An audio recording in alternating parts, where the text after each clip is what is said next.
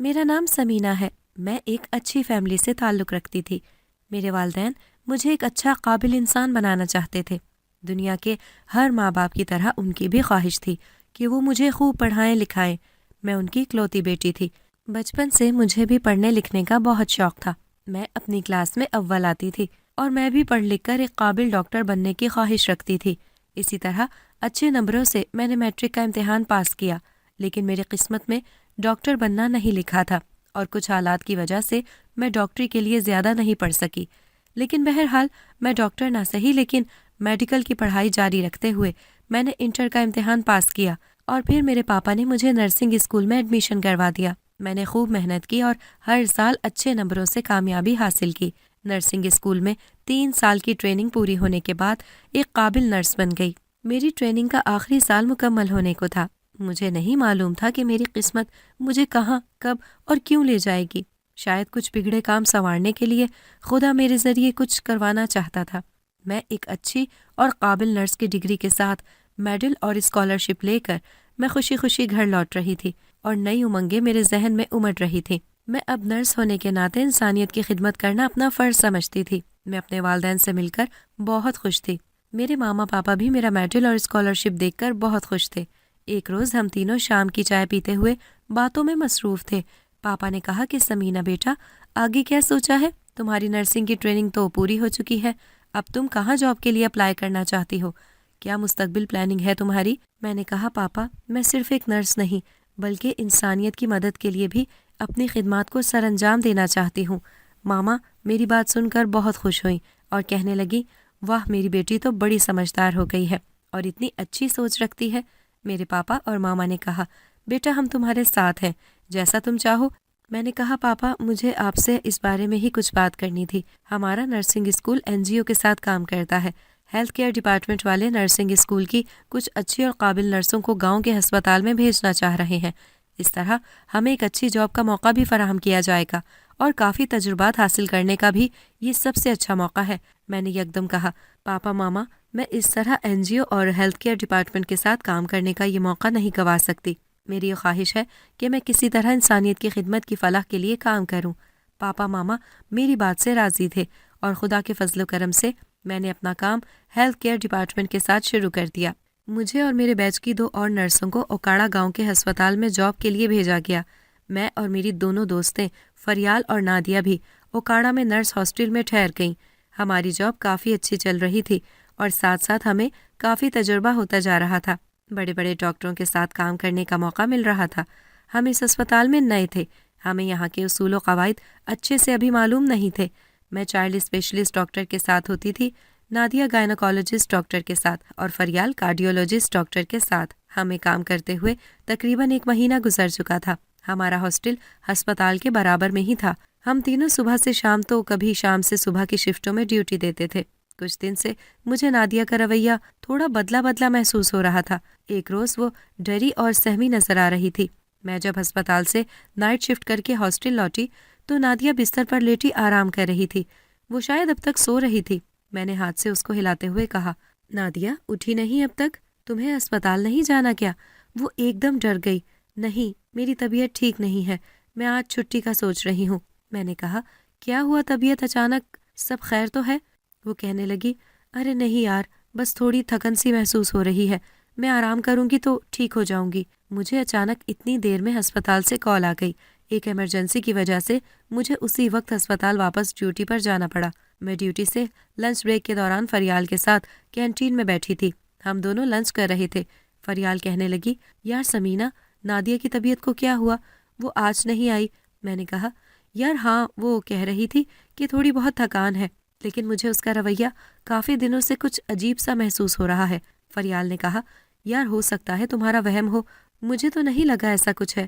فریال مایوس ہو کر کہنے لگی، سمینہ ایک بات کہوں، یار کچھ دن سے گائنی وارڈ میں عورتوں کو بہت مایوس دیکھ رہی ہوں۔ میں نے کہا، مطلب؟ وہ کہنے لگی، یار ڈاکٹر دانیہ بہت اچھی گائنوکالوجسٹ ہے، لیکن مجھے لگاتار 3 کیس ایسے ہوئے کہ بچے مرے ہوئے پیدا ہوئے۔ یہ سب دیکھ کر میرا دل بہت مایوس ہو جاتا ہے۔ کتنی مائیں خالی گود لے کر گھر واپس لوٹ جاتی ہیں۔ میں نے بھی مایوسی سے کہا، ہاں یار، ہو سکتا ہے یہ سب دیکھ کر ہی نادیہ کا دل پریشان ہو جاتا ہو، وہ ڈاکٹر دانیہ کے ساتھ ہی لیبر روم میں ہوتی ہے۔ شاید یہ وجہ ہو اس کے بدلتے ہوئے رویے کی۔ بہرحال ہم لوگ لنچ سے فارغ ہو کر اپنے اپنے وارڈ کی طرف چلے گئے۔ اچانک مجھے رونے اور چیخنے کی آوازیں میرے کانوں میں گونجنے لگیں، جو کہ شاید لیبر روم سے آ رہی تھی۔ میں فوراً اس طرف دوڑی تو ایک عورت باہر اسٹریچر پر درد سے تڑپ رہی تھی۔ شاید نارمل ڈیلیوری کی مریضہ تھی۔ اس کو اندر لے جایا گیا۔ میں اپنے وارڈ کی طرف واپس لوٹ آئی۔ کچھ دیر بعد جب میرے چائلڈ وارڈ میں ایک پیدائشی بچے کو مشین میں رکھا گیا تو میں نے دیکھا ڈاکٹر دانیہ بہت گھبرائی ہوئی تھی۔ میں نے کہا، کیا ہوا ڈاکٹر دانیہ، سب ٹھیک تو ہے؟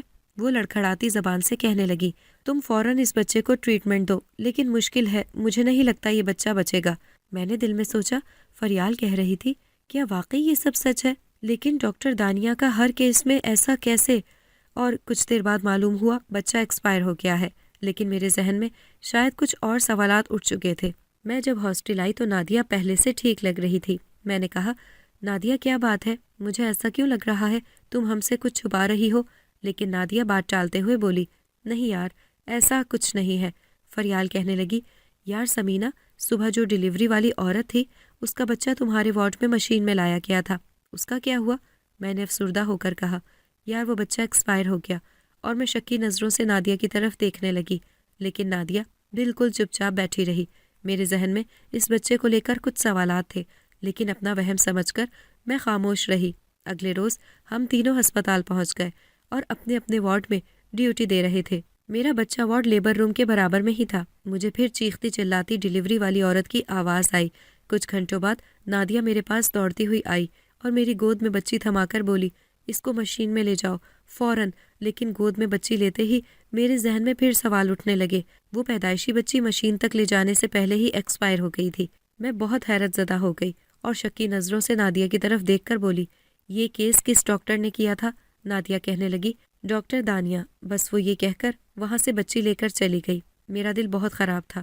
میں کینٹین میں بیٹھی اس بچی کی سوچ میں گم تھی۔ اتنی دیر میں فریال میرے کندھے پر ہاتھ رکھ کر بولی، یار کیا ہوا؟ خیریت؟ تم کچھ پریشان لگ رہی ہو۔ میں نے کہا، نہیں یار، بس کچھ نہیں، ایسے ہی۔ فریال اور میں لنچ کرنے لگے۔ میں نے کہا، یار فریال، تمہیں نہیں لگتا آج کل ڈیلیوری والی ہر عورت خالی ہاتھ گھر لوٹ رہی ہے؟ ڈاکٹر دانیہ کے ہر کیس میں ایسا ہو رہا ہے، کہیں تو دال میں کچھ کالا ہے۔ فریال کہنے لگی، ہاں یار، کہہ تو تم ٹھیک رہی ہو، لیکن ہو سکتا ہے یہ سب ایک اتفاق ہو۔ میں نے حیرانگی سے اس کی طرف دیکھ کر کہا، لیکن پھر وہ نادیہ کا رویہ، وہ کافی دن سے ڈری ڈری سہمی سی رہنے لگی ہے۔ ایک روز میں نے نادیہ سے کہا کہ نادیہ، ڈاکٹر دانیہ کے ہر کیس میں ہر بچہ مرا ہوا پیدا ہو رہا ہے، ایسا کیوں ہو رہا ہے؟ کیا تم کچھ جانتی ہو؟ وہ میری بات سن کر خوف زدہ ہو گئی۔ نہیں، ایسا تو نہیں ہے سمینہ، تمہیں کوئی غلط فہمی ہو رہی ہے۔ میں نے دل میں سوچا، نادیہ مجھ سے صاف جھوٹ کیوں کہہ رہی ہے؟ آخر ایسی کیا بات ہے؟ مجھے معلوم کرنا ہوگا۔ ایک روز ڈیلیوری کے لیے ایک عورت کو ہسپتال میں لایا گیا۔ وہ درد سے تڑپ رہی تھی۔ یہ آپریشن کا کیس تھا۔ اسے فوراً آپریشن تھیٹر لے جایا گیا۔ کچھ دیر بعد اس کے شوہر کو نادیہ نے ایک پرچی دی اور کہا، جا کر فوراً آپ یہ دوائیں لے آئیں۔ میں یہ سب چھپ کر دیکھ رہی تھی۔ اس کا شوہر چلا گیا۔ میرے دیکھتے ہی دیکھتے سناٹا سا ہو گیا۔ اور یہ کیا؟ ڈاکٹر دانیہ مردوں کے کپڑوں میں آپریشن تھیٹر کی طرف جاتی ہوئی دکھائی دی۔ میری آنکھیں مجھے یہ سب کیا اور کیوں دکھا رہی تھی؟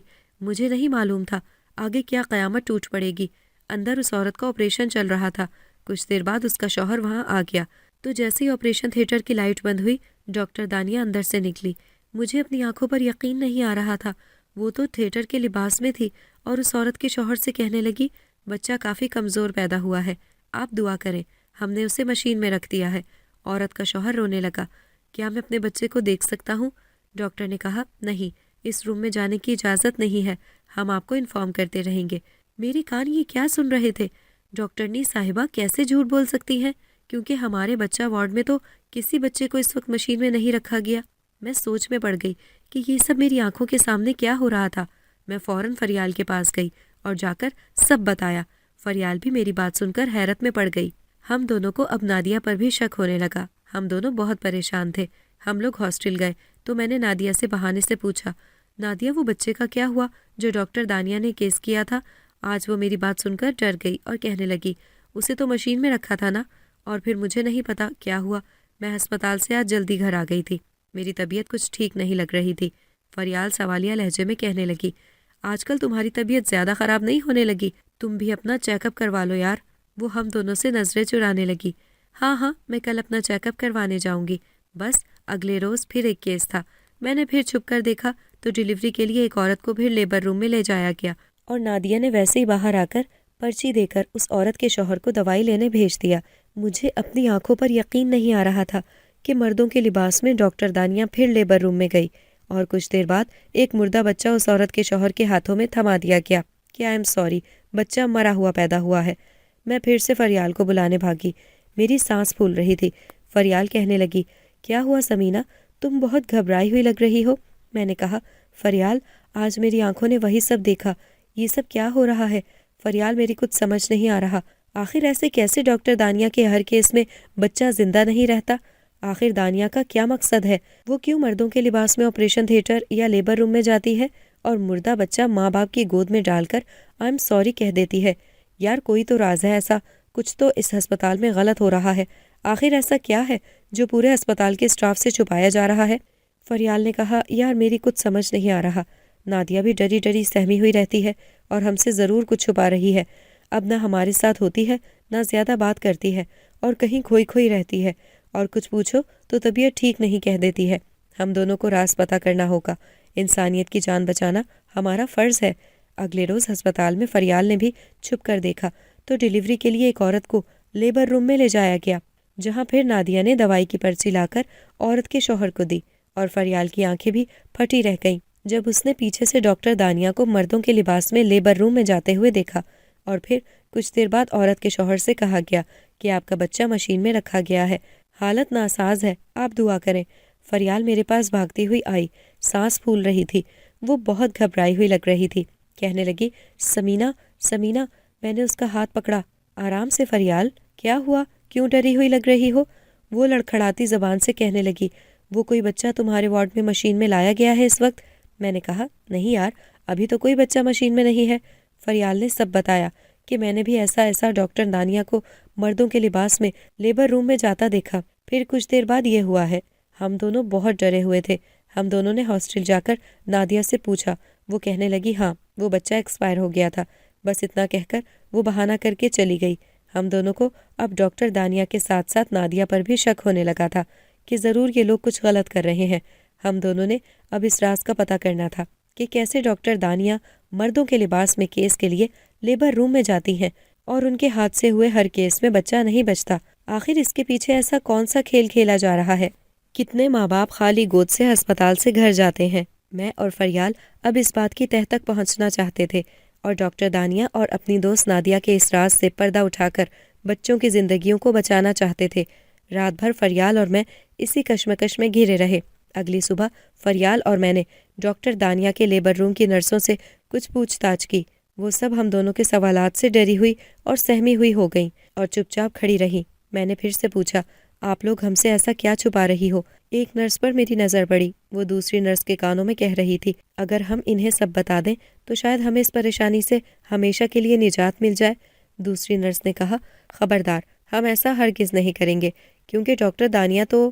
بس اتنا کہہ کر وہ لوگ ہم دونوں کے سوالات کو ٹال مٹول کرنے لگیں اور بغیر کوئی جواب دیے وہاں سے چلی گئیں۔ ایک روز تو پورے ہسپتال والوں کے سر پر آسمان ٹوٹ پڑا۔ ایک آدمی نے ڈاکٹر دانیہ کے خلاف ہسپتال میں کمپلین کی۔ میری بیوی بچہ بالکل ٹھیک تھے، لیکن ایمرجنسی میں مجھے اپنی وائف کو یہاں لانا پڑا، اور ڈاکٹر دانیہ نے کیسے اس کیس میں میرے بچے کو مار دیا۔ ایک پل کے لیے میں نے پھر اپنے دل کو تسلی دی، اور فریال کہنے لگی، ہو سکتا ہے بچے کے مرنے سے اس آدمی کو شدید صدمہ لگا ہے، جبھی وہ جذبات میں توڑ پھوڑ کر بیٹھا ہے اس ہسپتال میں۔ لیکن ہاسٹل آنے کے بعد میں اور فریال سوچ میں گم تھے کہ ہمارے ہسپتال میں یہ سب کیا ہو رہا ہے۔ ہم دونوں نے نادیہ سے پھر کچھ سوالات کیے، لیکن وہ بھی اپنے اسٹاف کی باقی نرسوں کی طرح ٹال مٹول کرنے لگی اور ہمارے سوالات کے جواب دیے بغیر ہی سو گئی۔ صبح ہوتے ہی ہم ڈیوٹی پر چلے گئے تھے۔ آج میں نے ڈاکٹر دانیہ کو بہت پریشان دیکھا، اور وہ چھپ کر کسی سے فون پر بات کر رہی تھی، اور جیسے وہ کسی کی جان بچانے کی بات کر رہی تھی۔ مجھے لگا شاید میرا وہم ہے، لیکن دال میں ضرور کچھ تو کالا ہے۔ میں نے کینٹین میں فریال کو ساری کہانی بتائی۔ فریال نے کہا، یار میں نے بھی 2-3 نرسوں کو بات کرتے سنا ہے کہ ڈاکٹر دانیہ تو ہر ڈیلیوری میں بچے کو نہیں بچا رہی، کیا وہ یہاں جان کر رہی ہیں؟ اب تو جیسے پورے ہسپتال میں ڈاکٹر دانیہ کے خلاف چرچے چل رہے تھے۔ وہ اتنی تجربے کار ہونے کے باوجود ایسا کیسے کر رہی ہیں؟ میں نے فریال سے دبے الفاظ میں کہا، یار ہمیں نادیہ سے سچ اگلوانے کے لیے کچھ تو ایسا کرنا ہوگا تاکہ سارا سچ ہماری آنکھوں کے سامنے ہو۔ ہم لوگ لنچ کے بعد اپنے وارڈ کی طرف چل دیے، پھر ہاسٹل آ کر نادیہ سے کہا، کیا ہوا؟ تمہاری طبیعت کیسی ہے؟ اور تم نے ہسپتال میں اپنا چیک اپ کروایا؟ وہ کہنے لگی، ہاں وہ تھوڑی گھبرائی ہوئی تھی، اسے شاید ایسا لگ رہا تھا ہم دونوں اس سے کچھ پوچھنا چاہ رہے ہیں۔ وہ کہنے لگی، ہاں مجھے بس کمزوری ہے، میں نے میڈیسن لے لی ہیں، تم لوگ میرے لیے فکر مند نہیں ہو، میں بالکل ٹھیک ہوں۔ وہ یہ کہہ کر فوراً اپنے بستر میں جا کر لیٹ کر سو گئی۔ آج پھر وہ میری اور فریال کی باتوں کو نظر انداز کر رہی تھی۔ بہرحال ہم دونوں بھی کافی تھکے ہوئے تھے، ہم بھی سو گئے۔ صبح ہوتے ہی فریال کال پر بات کرتے ہوئے رونے لگی۔ میں نے پوچھا، کیا بات ہے فریال، کس کا فون ہے، کیوں رو رہی ہو؟ نادیہ بھی یہی سوال کرنے لگی۔ فریال نے کہا، میرے بھائی کا فون تھا، میری بھابھی کی حالت بہت خراب ہے، ان کا 9واں مہینہ پورا ہونے کو ہے، وہ امید سے ہیں لیکن تھوڑے مسائل ہو رہے ہیں، ان کا کیس کوئی ڈاکٹرنی نہیں لے رہی ہے، اور جس ڈاکٹرنی سے ان کا علاج چل رہا تھا وہ چھٹیوں پر ملک سے باہر چلی گئی ہے۔ امی کی بھی طبیعت بہت خراب ہے، وہ بھی بھابھی کی دیکھ بھال نہیں کر سکتی۔ میری تو کچھ سمجھ نہیں آ رہا میں کیا کروں، بھائی بھابھی کی وجہ سے بہت پریشان ہے۔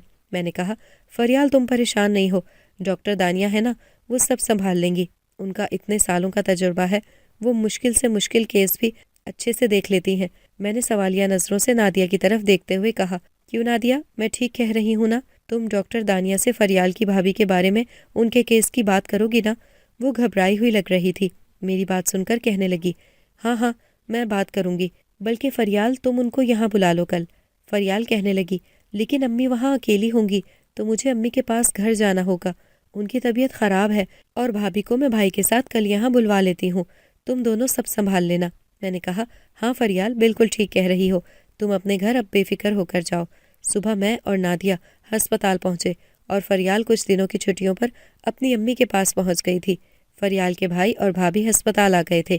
میں نے نادیہ کو بتایا کہ فریال کی بھابھی پردہ کرتی ہیں، اس لیے وہ ہر وقت نقاب میں رہتی ہیں اور یہ بول نہیں سکتی، گونگی ہیں۔ نادیہ، تم ڈاکٹر دانیہ سے ذرا بات چیت کر لینا اور اچھے سے ذرا دیکھ بھال کر لینا۔ نادیہ کہنے لگی، تم بے فکر رہو۔ میں اور نادیہ ڈاکٹر دانیہ کے پاس فریال کی بھابھی کو لے کر گئے، ہم نے ان کی ساری فائل دکھائی اور ساری بات چیت کی۔ ڈاکٹر دانیہ نے اتنے اچھے طریقے سے بات چیت کی، مجھے اور نادیہ کو سب سمجھایا۔ ان کی باتیں سن کر میرا دل سکون میں آ گیا کہ انشاءاللہ اب سب اچھا ہی ہوگا، لیکن مجھے نہیں معلوم تھا آگے کیا طوفان آنے والا ہے۔ ان کے مطابق فریال کی بھابھی کا علاج شروع ہوا اور انہوں نے فریال کی بھابھی کو ڈیلیوری کی ایک تاریخ دے دی، لیکن دوسری طرف میرا دل بہت ڈر رہا تھا کہ پتہ نہیں ان کی ڈیلیوری کے ٹائم ہمیں کیا دیکھنے کو ملے گا۔ میں اس وقت یہاں اکیلی ہوں، فریال کی بھی فکر ہو رہی تھی۔ میرے ذہن میں ہزاروں سوالات تھے جن کے جوابات تلاش کرنے ابھی باقی تھے۔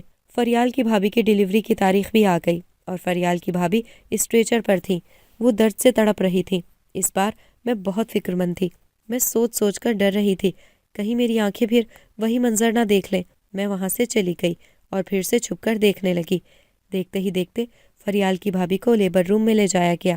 کچھ دیر بعد نادیہ باہر آئی اور فریال کے بھائی کو پرچہ دیا کہ دوائیاں لے آئیں۔ وہ فوراً دوائیں لینے چلے گئے۔ بس یہ ہوتے ہی میرا دل دھک سے رہ گیا، میری آنکھیں پھٹی رہ گئیں۔ ڈاکٹر دانیہ پھر مردانہ لباس میں لیبر روم میں جانے لگیں۔ میں نے بہت کوشش کی ڈاکٹر دانیہ کا چہرہ دیکھ سکوں، لیکن میں صرف ان کو پیچھے سے دیکھ پائی تھی۔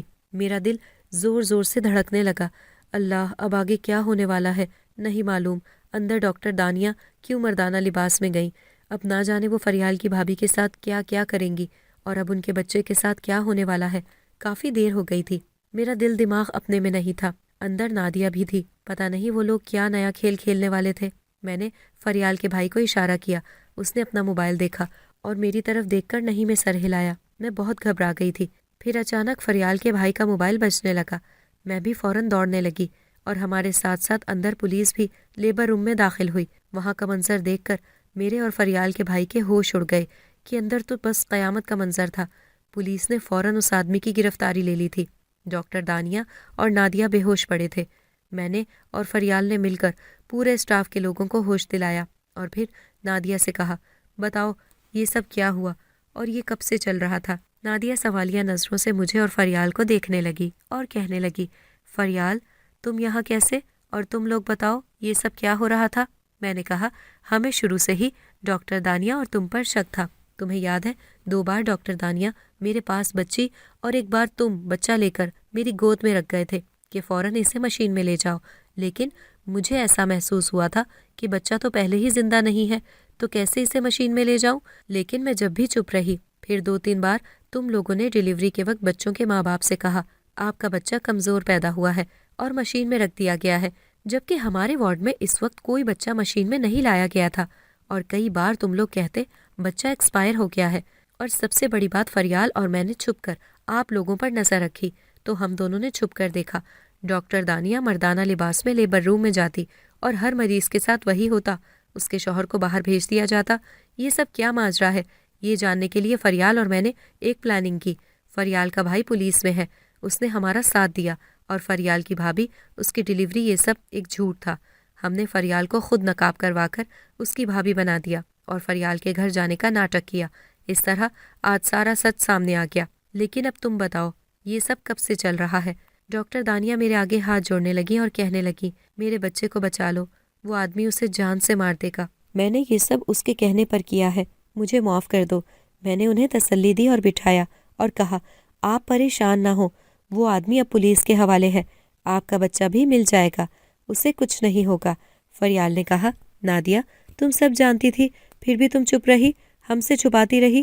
نادیہ رونے لگی اور کہنے لگی، میں پولیس کو بیان دینے کے لیے راضی ہوں۔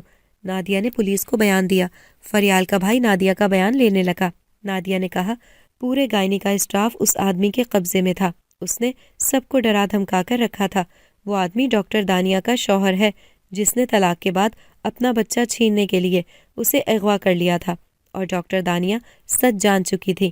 انہوں نے بچے کو بچانے کے لیے اسے پولیس کے حوالے کر دیا تھا اور اس پر اغوا کا کیس کر دیا، جس میں اسے 5 سال کی قید کی سزا ہوئی، اور سزا پوری ہوتے ہی وہ بدلے کی آگ میں لوٹا اور بچہ پھر سے اغوا کر کے ڈاکٹر دانیہ کو بدنام کرنے کے لیے اسے کہا، جب بھی کیس ہو تم مردانہ لباس پہن کر اندر جانا، تاکہ کبھی کوئی مسئلہ ہو تو ڈاکٹر دانیہ پکڑی جائے، اور خود چھپ کر دوسرے راستے سے اندر آ جاتا تھا اور جان کر زندہ بچوں کو لے جاتا، یا تو انہیں بیچ دیتا تھا یا پھر اغوا کر کے بعد میں ان کے ماں باپ سے بھاری رقم مانگتا، اور ڈاکٹر دانیہ معاملہ رفع دفع کرنے کے لیے اس وقت بچہ مرا ہوا ہے، بچہ مشین میں، کمزور، یہ وہ کہہ کر اپنی جان چھڑوا لیتی تھی تاکہ ہسپتال میں کسی کو شک نہ ہو، کیونکہ وہ ایسا نہیں کرتی تو ان کا بچہ وہ آدمی جان سے مار دیتا۔